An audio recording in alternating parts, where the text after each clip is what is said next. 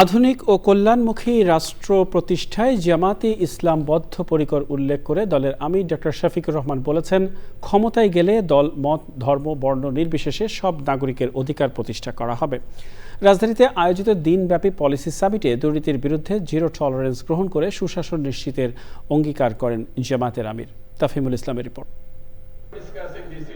আসন্ন ত্রয়োদশ জাতীয় সংসদ নির্বাচনে জয়ী হলে কিভাবে রাষ্ট্র পরিচালনা করবে জামাত, তারই খসড়া তুলে ধরতে এই পলিসি সামিট। নারী, তরুণ ও বিভিন্ন সেক্টরের 12টি সেশন ও প্যানেলে আলোচনায় উঠে আসে জামাতের 5 বছরের কর্মপরিকল্পনা।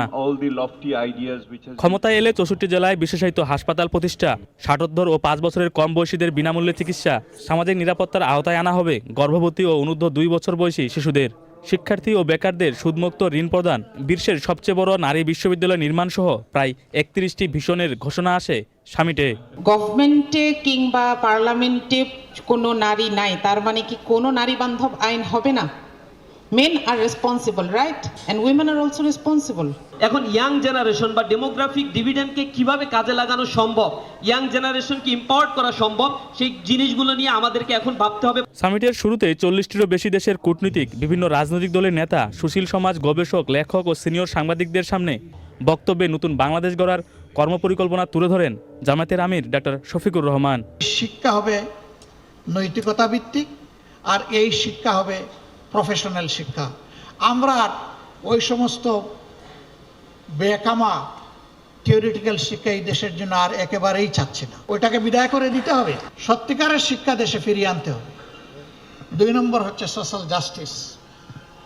সব ক্ষেত্রে যদি ন্যায় বিচারটা প্রতিষ্ঠিত করা যায়, দুর্নীতি, লুটপাট, চাঁদাবাজি, খুন, রাহাজানি, হত্যা, ধর্ষণ, লুণ্ঠন, গুম সব কিছু নির্মূল হবে। দুর্নীতিমুক্ত ও সুশাসন নিশ্চিত করার কথা জানান দলটির শীর্ষ নেতারা। Priority of Jamaat Islami and our commitment is that we'll make a corruption-free society and corruption-free government. With unity, honesty, and competent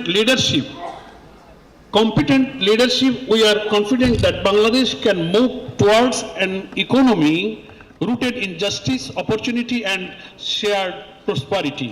সামিটে শিক্ষা, স্বাস্থ্য, গবেষণা ও অর্থনীতির পাশাপাশি উঠে আসে 3 বছরের জন্য সব শিল্পে গ্যাস, বিদ্যুৎ ও পানির চার্জ না বাড়ানোর প্রতিশ্রুতি।